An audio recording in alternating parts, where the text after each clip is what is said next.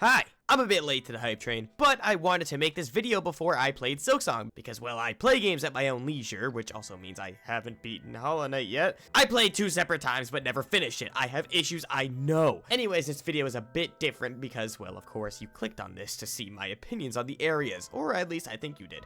Maybe some of you just seen the Hollow Knight and clicked either way. This video is going to be 2 parts. The summary of my run, and the actual area review afterwards. You know, the whole point of this video. So, if you don't want to hear me talk about my run and give a really brief summary, you could skip ahead to the timestamp I have on the screen right now. I will only judge you a little bit, and I may already have your IP address. To the rest of you poor souls who want to hear about my playthrough, glad to have you. Let's get started. I'll spare you the short tutorial area, and I will enter Dirtmouth immediately. In Dirtmouth, there is only Elder Bug as of right now. As the game progresses, I'm sure you know already, because you've probably played this game before, you can get new NPCs, and Elder Bug will always be here, and his dialogue will change, and he is your buddy that you can always come back to. I pay a quick visit to the Grub Father just to mourn all of his lost sons. I love the grubs.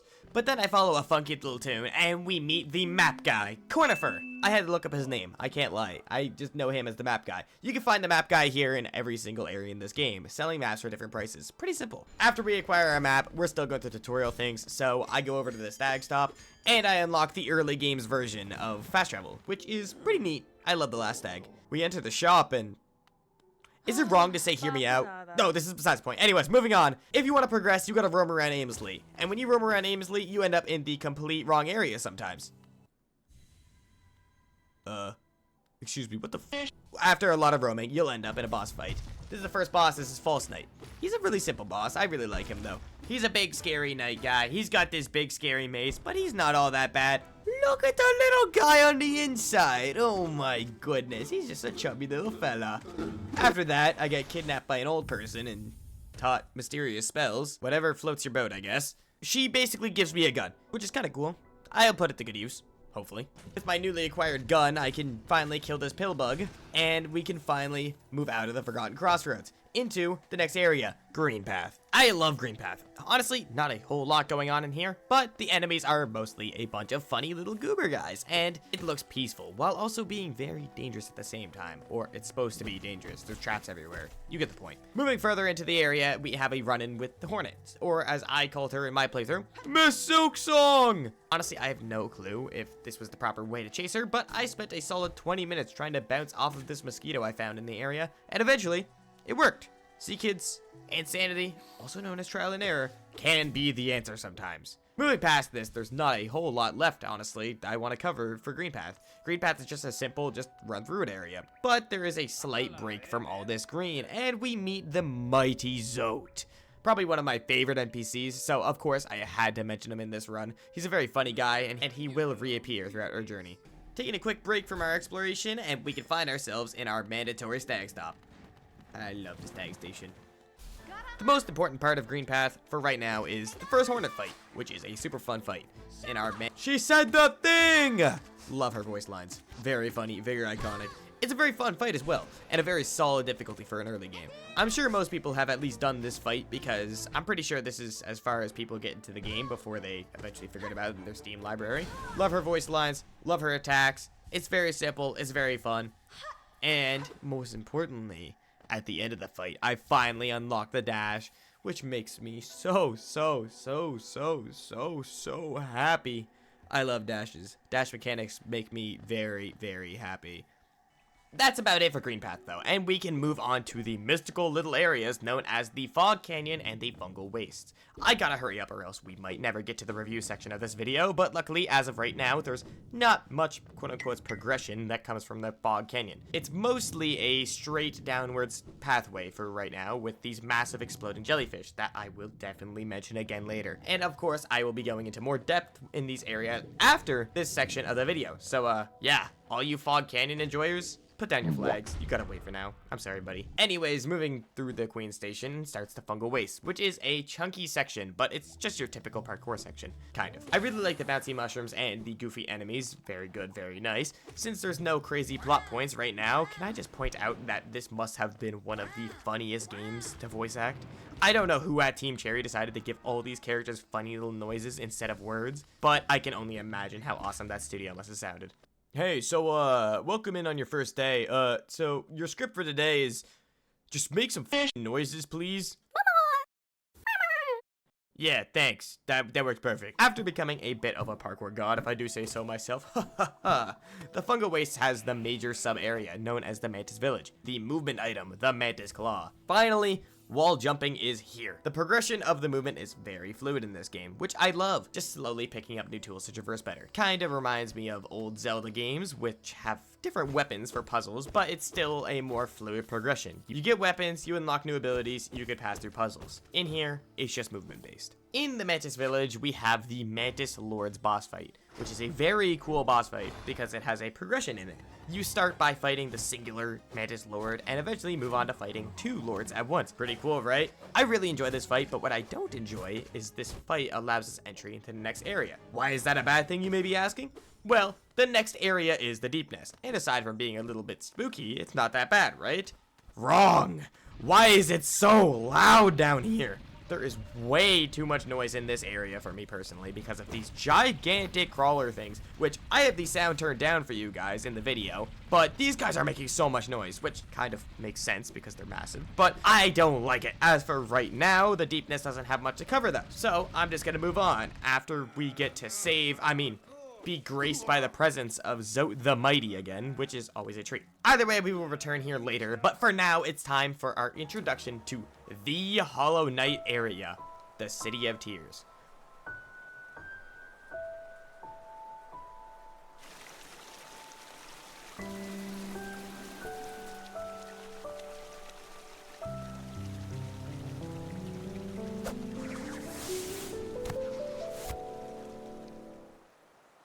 Why do I call it the area? Well, if areas could be the main characters, this would definitely be the main character. It's multi-sectional for different parts of the game, so you keep having to come back here for different goals. And the area gets introduced in a full cutscene, and it has a starting dialogue with Hornet. If that doesn't scream significance to you, you're just disagreeing with me for the sake of disagreeing. And quite frankly, I can respect that because I too am incredibly petty. Keep doing what you're doing. Anyways, first I paid a quick visit to the nailsmith found here, who can finally make me do some real damage to these enemies. And after getting some damage, I encounter a few chunky enemies and scale some dramatic elevators, and I make it to the reason we paid a visit to the city this time around, the Soul Sanctum, with a very loud and dramatic piano. Besides some of the gloopy guys, there's kind of 2 main points I want to cover of this area. The first is fighting a quick mini boss bug who has watched way too much anime, but kind of foreshadows a fight for the future with his slam attacks. And then the foreshadowing immediately appears with this aura farming bug in the background. Seriously, making that kind of grand entrance is kind of crazy, but this is the Soul Master. And for such a badass name, the fight itself is kind of lackluster, I won't lie. Very simple attacks, but they're kind of tedious to get a lot of hits in on, so it's kind of like a battle of endurance, more so than anything else. Clearing this poor sap gives us a new ability in the Ground Slam, and now we can go back to the Forgotten Crossroads. Why are we going back to the Forgotten Crossroads, you may ask? Well, I can finally reveal that I've been lying to you all along. I left out the crystal cave I roamed into earlier because you can't actually explore it until you get the Ground Slam. So yeah, take that, viewer. Anyways, beating my face into the floor allows me entry into the Crystal Peak area of the game, which is the next area I explore. Crystal Peak is an area that reminds me a lot of Celeste. If any of you have played Celeste, I think you'd understand where I'm coming from with this. And if you haven't, what are you doing here? Go play Celeste. That game is awesome. Unlike Celeste, though, there's a lot more bugs that shoot magical lasers trying to kill you. Like the Crystal Guardian here, who was simply hanging out on a bench, but then he decided, fuck me. The whole point of this area is to parkour through and reach the top of the mountain, or more so, get to the part of the mountain with the new ability to obtain, which I eventually do, and that is the Crystal Heart. It's basically a giant dash that can only go in a straight line and requires a charge-up time, but you fly while this is happening. Cool ability, but it's best used with care and when you have a thought-out plan while using it. Too bad I ignored all that. Look, Mom, a bullet bill! The Crystal Heart allows us to backtrack a bit and reach some areas that we couldn't reach before, like this Nail Master way back in Green Path that teaches us a new nail technique. Pretty sweet. Moving forward for now, and we enter a different area that branches off of the City of Tears, the Royal Waterways. I'm gonna keep it a buck. This section is short because, quite frankly, this will have enough meat in the review section of the video. TLDR, I hate this area. It's bad. The enemies are annoying and really gross me out, and you'll hear much more about that later. But there is a shiny piece of gold in this flaming piece of shit, which is the boss fight of this area. The Dung Defender.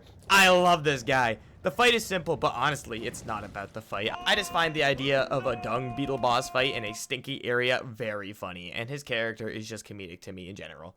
Yes, I am a very easily entertained person. How could you tell? After my fight with the Defender of Dung, we flick a funny lever, and now have access to a branching path. We can go up and explore there, or we can go down and explore down there. Wow, very descriptive. I went down first, which led me to the Ancient Basin. The Ancient Basin is an area more tailored to late game, I think. There isn't much for me to do down there now.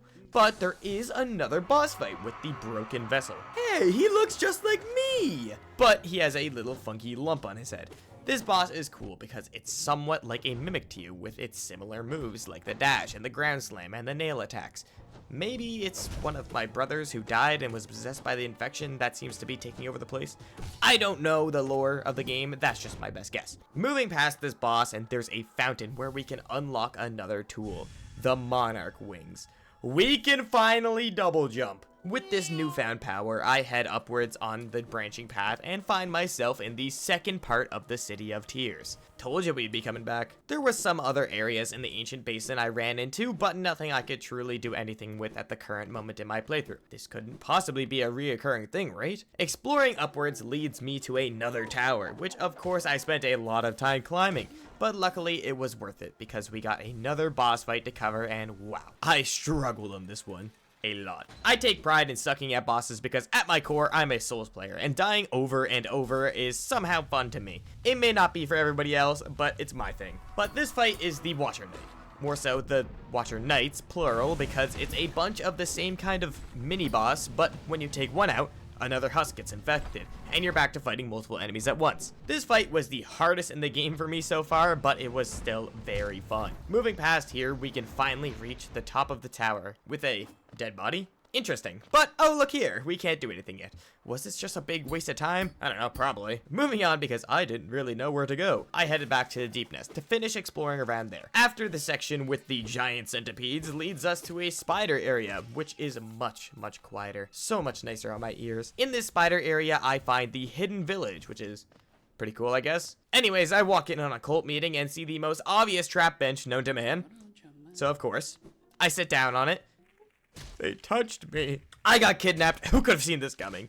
Why didn't any of you warn me? They didn't do a very good job, though, at kidnapping me, as I very easily escaped and simply waltzed out of the maze. I just wanted to get out of here for now, so I just kind of packed my bags and left. Time for some actual progression. Back in the City of Tears Part 2, there is a place called the King's Station, which we can progress through to find the Blue Lake. The name kind of speaks for itself, but I wanted to talk about it anyways because I simply think it's pretty. More importantly, the area after the Blue Lake, which I don't exactly know the name of, curses me with schizophrenia as I start talking to statues, and the statues start telling me about these things called the Dreamers. I'll be honest, if statues start speaking to you, maybe you should probably go get yourself checked out, but it worked out for this game, so I don't know, who knows, maybe I'm wrong. After being sent into a dream and robbing a dead moth of the Dream Nail, I meet the Seer, which is the dedicated NPC for the Dream Nail upgrades that you could get from collecting essence throughout the game. This is very important for later, and might be on the test that I'll have later. For now, we head back to the Forgotten Crossroads, which is now infected, so yeah, that's great. But we have a new goal anyways. To find and break the seals on these dreamers that were mentioned. This is the point of the Watcher's Tower and the Spider Village from earlier. So, it's backtracking time. On my journey of backtracking, I found something of mild interest that I'm going to talk about before we just start blitzing through the story.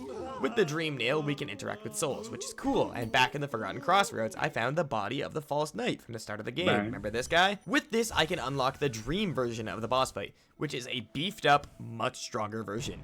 This fight is on steroids and a good challenge. It's very fun, and if you haven't done these fights, because yes, there is multiple of these fights, I highly recommend them. Very fun. Alright, back to progress and hunting down these dreamers. So, the next main goal is to go towards the 3 masks that are shown on the map and break these seals. This ties in with earlier, where I went to the Watcher's Tower and couldn't find anything to do there. And same for the Distant Village. Hey, looky here, I call it Distant Village this time. Yep, I don't do all these voiceovers all at once. But does that mean I'm gonna go back and change what I said earlier? Absolutely not. You're lucky I corrected myself with the subtitle. Alright, moving on. Anyways, that leaves me to backtrack to the watchtower, and since I already kind of beat the brakes off the knights there, it's as free as taking candy from a baby. Smack a corpse with the dream nail, and we get to break the seal on the watcher. Just smack him a few times and suck the soul out of... That's not what I meant. Consume the soul of the watcher, and now we can move on to the second mask in the distant village. Since I've already been here, I kind of just waltz into the place and take what I want, but it's a milder inconvenience, because at least this time there's a maze beforehand. This second seal belongs to a creature known as the Beast, which is what those cultists were trying to feed me to earlier. But, well, I don't think she's in much of a position for that at the moment. Well, anyways, yoink her soul, and that leaves one last mask on the map, which has a little bit more to the journey. This mask is locked behind an area in the Fog Canyon, and I'll save you my 3 hours of confusion and just skip straight to the answer. To get to this part of the Fog Canyon, I need another tool called Isma's Tear, so I can swim in acid. So after a short detour in the Royal Waterways, I can finally head into the Fog Canyon for real this time. Side note, throughout my playthrough, I tried most of the charms just for fun, and for this section, I had the King's Shield on. Do not do this. It is awful for this section. This stupid shield is alright for most areas, but it just kept attacking these jellyfish and getting me blown up, and it was so frustrating. Back to the Fog Canyon, and in the center of the area is the Teacher's Archive, and outside it stands one of the side characters, Quirrell. Why would he be here? It might just have something to do with the mask on his head. That miraculously matches up with the mask symbol on the doorway, but we'll ignore that for now. Anyways, the Teacher's Archive is a short area that houses our next boss fight with the big jellyfish Umu, which is an interesting fight because it's actually a gimmick fight. In order to deal damage, we are actually fully reliant on Quirrell to attack this big fella first. It's a cool mechanic, and it's a gimmick that makes the fight actually interesting for once. Unlike some fights in other games, after beating Umu here and finding out Quirrell is the student of the third seal owner, the teacher, we can finally break the third seal and enter the endgame of Hollow Knight. Before we move on though, why is she kind of pretty? I love the jellyfish design. It was not what I was expecting based on the mask, but I'm pleasantly surprised. Now that the seals are unlocked, I take a quick little tram to London, England, and the Kingdom's Edge, as some may call it. Pretty well the same thing. Welcome back, Bloodborne! For real though, Kingdom's Edge is a cool area. I'm mainly saying that because I really like the bees, but I'll talk about the hive part of it afterwards because it's completely optional. In this area, we have another encounter with the Hornet, and it seems this is our rematch. I really like the Hornet fights in this game. They're relatively simple, but they're a lot of fun, and I especially like the trap move she sets up. Very cool. Hornet was just testing my strength though, and allows me to walk further and obtain the King's Mark. And then the damn place collapses. Oh! Oh, thanks, man. This mark allows me to explore deeper in the ancient basin into a spooky area called the Abyss. Ooh, there's nothing down here except spooky shadows and a lot of dead bodies. Down here, I claim the Shade Cloak, which gives me invincible frames. Welcome back, Dark Souls. Leaving the Abyss, I have a quick chat with Hornet, and with the seals broken, I can enter the Black Egg and enter the final boss fight. The Hollow Knight himself is the final boss. This fight is really cool. What? Why did the screen pause? Haha, just kidding. I'm not doing this bit. Time to hold off, of course. There's a true ending to this game. The true ending still involves the Hollow Knight fight, so don't worry, we'll still be looking at that. Anyways, there's a few requirements for the true ending. First of all, the Dream Nail. Remember that thing? Well, it requires getting upgraded by collecting essence, so I need 1800 essence to upgrade it fully. I was a little spooked by this number at first, but it's not that bad considering I had a good bit at the start of this, and essentially you can just go back and do a boss rush. So I do exactly that. First, I did the run back dream fights with the Soul Tyrant, just as easy as before, with a couple more projectiles. Next is the Lost Kin, which is also not very different, but hey, there's also a lot more projectiles. Again. Enough of the rematches though, I collected a lot of essence in my playthrough that I just didn't tell you guys about because, lol. So the rest of it I got through 2 Dream Warrior fights with Galleon and Elder Hu, both pretty easy fights. I put them side by side because honestly neither are very major. The last boss I looked for to get essence involves the first stage of the Colosseum, or arena, whatever you call it. So I clear that really quick, and I finally come across the most intimidating boss in the entire game. Zote the Mighty! This shit is hilarious. Team Cherry was evil, making this little guy bounce off of me when he attacks me. But he gets his moment of glory in the next dream battle. The terrifying, beautiful, powerful Gray Prince Zote. Very fun fight. This is the little bug in the background, Bretta's impression of Zote. So he's actually pretty tough in this fight. And fun fact, there's actually like 5 other harder renditions of this fight. Very cool, love to see it, but I'm only doing this once to get the enough essence. Finally, I can upgrade my dream nail, and I need 2 more things for the true ending. Both sides of the king seal, which is a charm. The first half we can unlock with our newly upgraded dream nail, which allows us into the White Palace. And I'm gonna leave this area for the review section. If you've played this game, you probably have some choice words about this area yourself. All you need to know is lots of parkour, and a dead king at the end gives me half the seal at the top. Thank you kindly, dead sir. The next half is in an extension area of the Green Path, known as the Queen's Garden. It's like Green Path, except a lot more dangerous, including the boss fight with the Traitor Lord. Awesome name, really cool design. He low-key beat the brakes off of me at the start because it's a very small arena, but I still win because I'm just better, of course. At the top of the Queen's Garden, I can meet the White Lady. Hey, I mean, at least the name fits. Doesn't need to be a good name as long as it fits her character. With this encounter, I fully formed the King's Seal, and now we can head back to the Abyss and return to my birthplace.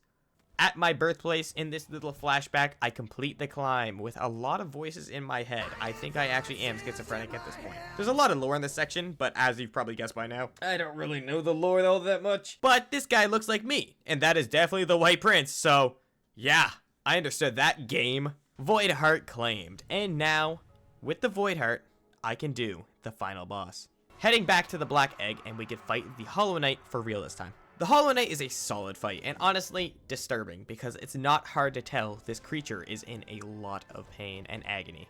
Look at him go! He's stabbing himself! Eventually, throughout the fight, I take down the Hollow Knight, and Hornet comes in to save the day. This is where I use the Dream Nail. You may be wondering how I figured all this out on my own. Well, the obvious answer, I looked some shit up, but luckily for me, I have a friend with a lot of hours in this game who was able to guide me through some of the intricate parts in the late game. Everyone say thank you to Cole. All right, back to the fight, and this is the real boss, the Radiance. Now this is a final boss. This shit is so badass and difficult too. And better yet, every time you die to it, you have to redo the first phase. As a Sekiro enjoyer, this pleases me a lot. The Radiance fight consists of 2 phases with a lot of projectiles that each do 2 masks of damage. This is quite the shock at first, but it was bearable. The Radiance itself constantly teleports around, and it is very rare to find a heal angle in this first phase. Eventually, the terrain changes, and the second phase is here with a new platform layout that ironically makes this a little bit easier.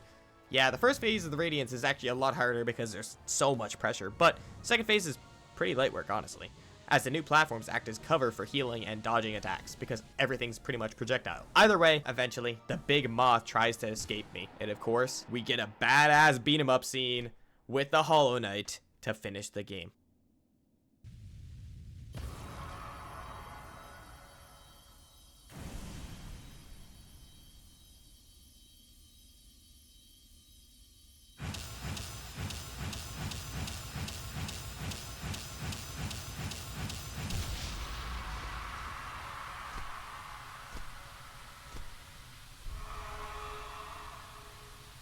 And that is how the base game of Hollow Knight ends.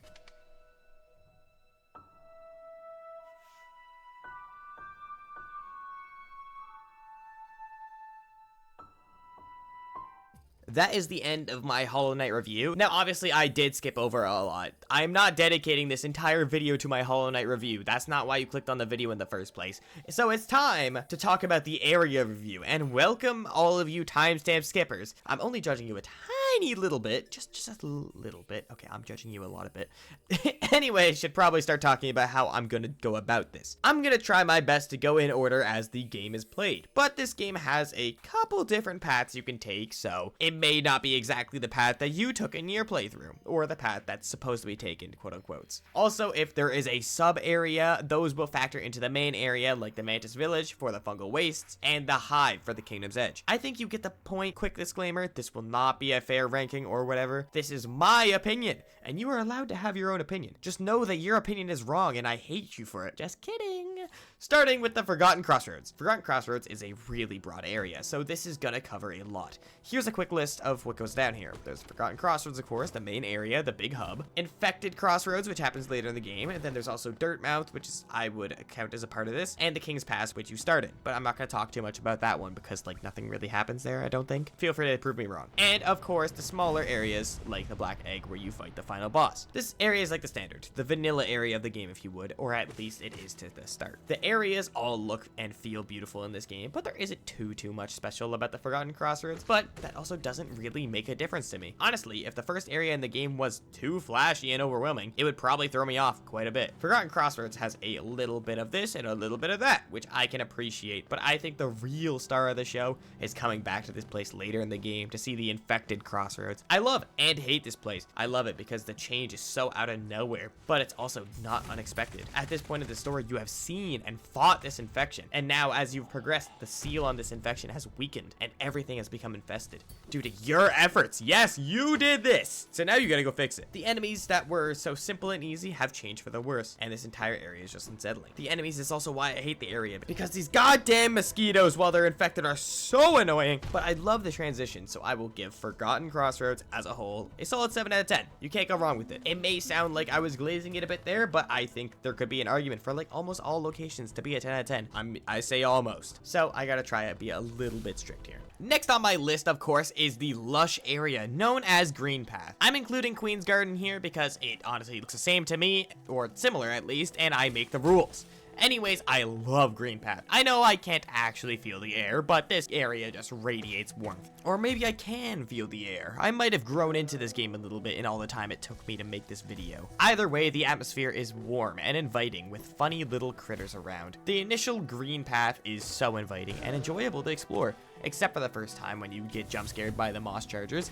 Don't lie, we all got spooked by these at least once, even if it was just a little bit. Anyways, some of the enemies can be kind of tedious, like the guards and the mosquitoes, and sometimes the acid pools can be a bit much, but aside from the gameplay, they fit the area very well aesthetically. Onto the Queen's Garden, and the atmosphere is still mystical, but a lot more mechanized? Is that the right word? I don't know. There's more metal and traps because it's been built upon like a palace garden should have been. There's a lot more traps here rather than acid, and the enemies are much more dangerous. It's a fitting return to the jungle area that guards the White Lady at the end. Not much else for me to say here, but I really liked Green Path and the Queen's Garden, so I'll give it an 8.5 out of 10. Only losing points because I found some gameplay aspects mildly annoying. Moving on to the fungal wastes and haha funny mushroom village. What bad is there to say about the funny mushrooms? Gotta point it out, some of the goofiest sounding enemies and creatures in general are in this area. It's a pleasure to just wander past these creatures because what the actual fuck are these noises? I love it so much. Also, I think it's necessary to point out Cornifer in this area eventually gets replaced by a mushroom guy, which is very comedic to me. Should probably talk about the actual area itself though. It's pretty solid. The design and atmosphere in this area doesn't wow me like some of the other areas in this game, but it makes up for it in the fun gameplay. The mushrooms you have to pogo off of are so much fun for traversing. These bounce pad type objects are seen in quite a few games, but it never gets old to me. Continuing further down and you will find the Mantis Village. And I don't know if this is a hot take, but I don't really like this area all that much. I think the Mantis enemies are cool and well designed, and the Mantis Lords is a super fun fight, but the rest of the area kind of falls flat for me personally. Still better than the average area in any AAA title, but compared to some of the other areas in Hollow Knight, it kinda just lacks personality. Why am I using these words to describe an area? I like to sound fancy like all the big channels, of course. Overall, Fungal Waste is fun with a bit less character compared to the other areas, but enemies and mechanics make it very fun to play through. As an area, I'll classify it as a 6 out of 10. Mantis Village really drops it a lot for me, if you couldn't already tell, but I'm open to people convincing me otherwise. City of Tears. This area is actually massive enough that I don't have to look at the sub areas to have 5 minutes worth of talking. Am I going to talk for 5 minutes though? Hopefully not. I don't want to spend that much time on this area. Just know that this might be one of my favorite areas in the entire game. If not, might be my favorite. It's just so beautiful in my opinion. Such a depressing atmosphere, but I can't help but want to sit and appreciate it with the lost city in the background. Gives me the vibes of playing Minecraft on a school night with heavy rain and music playing. Okay, a little bit too personal there. Area is great though. This includes both the first and second half that you encounter during the game. The first area gives you a taste of the massive towers with the Soul Sanctum, and then the second half gives you the full experience with the Watcher's Tower and the other general towers just everywhere in this area. I think the Blue Lake and the Resting Grounds kind of connect to here as well. I don't know where else they would connect in the game, so I'll mention them here. The Blue Lake isn't anything crazy, but I assume this is where the rain might be leaking in from, and if I assume correctly, that's pretty cool level design. I'm probably wrong though. I usually am. But it is directly above the city, so there's a bit of evidence, and it has a trademark diamond blue water, which makes it very pretty to look at. Love this area. The Resting Grounds is a mix of a creepy and mystical area that has a very spiritual vibe to it, which fits really well, considering this is where you unlock the Dream Nail and get to interact with past warrior spirits. Also, another solid extension. Alright, I gotta wrap up the City of Tears section here, but I don't think it's too surprising to hear that I think this area is a 10 out of 10. It's a massive area that you spend a good chunk of the game and become more and more familiar with. It's almost like a second home, and it has a good variety of enemies, and it has structures so massive and extravagant compared to the rest of the game. It almost gives you a sense of megalophobia. Go look that up if you don't know what it means. Or at least it did to me. Feels basic to say, but I love this area. And I'm moving on now. Crystal Peak is the next area at hand, or it's kinda a place that I visited at multiple points of the game. I just kept wandering back here for some reason. This area reminds me a lot of Celeste, and it's just as beautiful. Okay, maybe not quite as beautiful as Celeste, but this changes up the pace because it doesn't quite play like some of the other levels. It feels much more like a platformer with a lot of enemies, acting more like obstacles rather than, well, enemies. You can kill them if you're a sick bastard. Just dodge the scuttlers, man. There's no point. Except for the Crystal Guardian. Fuck that guy up. All you want. Bro is too defensive over a little bench. The area has some really interesting parkour segments, and the background and area in general is drop dead gorgeous. The Crystal Heart is also introduced here, which is crucial for backtracking and exploring in general. And my personal favorite part is summiting the mountain and seeing the area around you slowly change from the crystal caverns to the dark rocky summit. Cool area. 4 to 5 thumbs up rats, also known as 8 out of 10. Royal Waterways. Ew. I was bound to get here eventually. Okay, let's be civil here, and I'll start us off logically.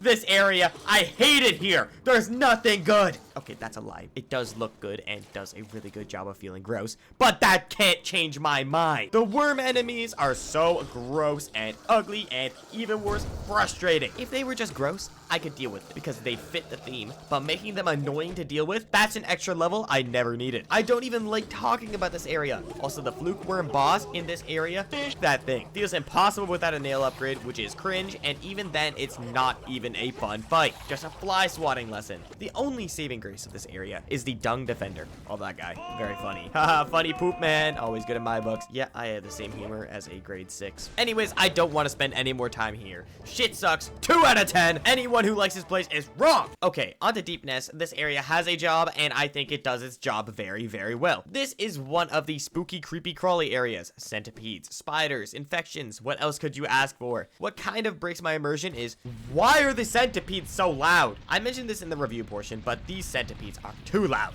Compared to the rest of the game, of course. I had my settings the same throughout the entire game, and this was the loudest area by far. Well, until you get to Distant Village, of course, where the game becomes normal volume again. Speaking of which, this is the dedicated spider zone. It's a floating spider village, ooh, or a spider's nest, and has a awesome scene where you get caught by the most obvious trap bench known to man, which we all sat on, of course. Waking up on the web and escaping the maze is a lot of fun. The Deep Nest has one goal, and it hits it really well. But it's not the most interesting area to me, and I'm still mad about how loud these goddamn centipedes are, so I'll give it a 6 out of 10. Also, pet peeve, 6 out of 10 is not a bad score for a rating. That is slightly above average, 5 being the average. People will hear 7 out of 10 and think that is mid. Like, no, mid means middle. That is 5. People are just ruined by the school system. Grumble, grumble. Let's move on. Ancient Basin / the Abyss. Down in the darkest depths of the game lies the Ancient Basin, which is a dark, decrepit area that resembles a graveyard of sorts for the game. It's so grayscale down here that any form of color looks almost out of place. And I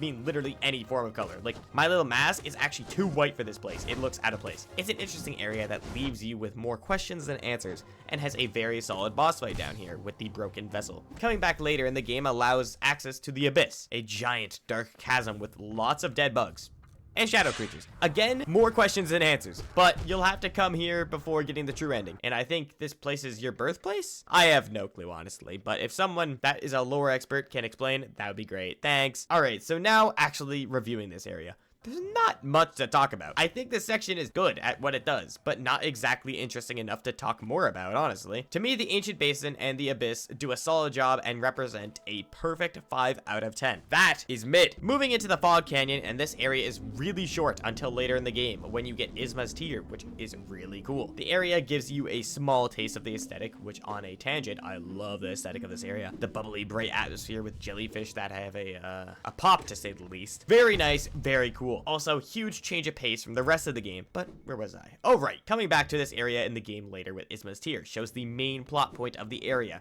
the Teacher's Archive. It's the home of the teacher, similar to the Watcher's Tower, but it gets its own dedicated segment in this video because it's completely different from some of the other areas we see in this game. It feels more like a laboratory rather than an archive, and is swamped full of acid at every step. All that lingers in here is some electric bugs and more jellyfish, including the massive jellyfish Umu. At the end, the teacher himself is found either dead or sleeping inside a massive test tube. Overall, the entire atmosphere in here is mysterious and cool. Time for everyone's favorite part, the rating. I think the Fog Canyon is a really cool concept and done quite well, even though the jellyfish can get very annoying. And speaking on that point, the enemy diversity is quite lacking, but I will still give it a solid 7 out of 10. Okay, some of you may have been waiting for this area, but this is a secret area, the White Palace, which is found inside a warrior dream in the Ancient Basin. It deserves its own segment for 1, how unique and different it is, and 2, it beat me up bad. I can't be the only one who struggled here. It's got the longest, most difficult parkour segment in the entire game. The enemies are somewhat difficult as well, but at some point you just stop seeing them and only find saws, and more saws. Honestly though, the obstacle I hated the most was the spears that come out of the walls. They sucked. As painful as it was, this area is really fun, so I'm honestly really split on how to rate it. Pros, very different and interesting aesthetic. Cool parkour section that's very different from the rest of the game. Very challenging. And the cons, enemy diversity is lacking. Some parkour segments are a bit too long without a checkpoint, and it can be overall quite frustrating to play through. I think the pros outweigh the cons slightly, therefore this area will stand at a 6 out of 10 for me. Finally, this video is going on way too long, but now it's time for the final area, the Kingdom's Edge. The semi-final plot point of the game, and out here lies strange bugs and creatures that are seen nowhere else in the game, and mysterious cold climates and shells of massive bugs that seem to be around in the past. Or maybe they're still around here but hidden. Nah, I doubt it. If those noisy ass centipedes are a 10th of the size of these things, there's no way I would not hear these monsters. The Kingdom's Edge, even though full of enemies, has a sense of loneliness. It feels like the climb upon a mountain, even though it's actually lower than a lot of the areas in this game, I think. Love this area as a semi-final, but I haven't even talked about the best part, the hive. Why is the hive so good, you may ask? It's just a typical video game beehive, isn't it? Well, there's one thing you're missing. The bees are adorable. I love these little guys. They're so awesome to look at. Even though I'm murdering them, I mean, they're still enemies. They're attacking me. They look so squishy and cute. The Hive also hosts a really fun boss with the Hive Knight. He's a very basic boss, but the fight feels really balanced, which is very enjoyable, especially at this point of the game. Honestly, my liking for the Hive is really biased, but that's why this is my video.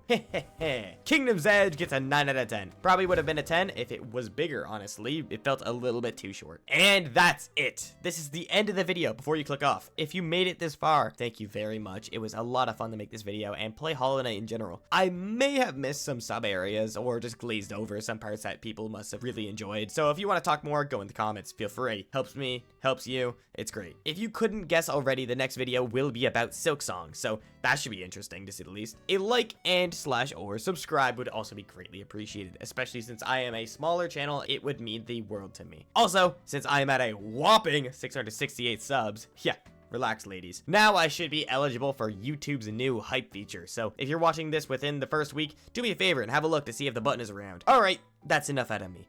Thanks again for watching. Hopefully see you in the Silksong video.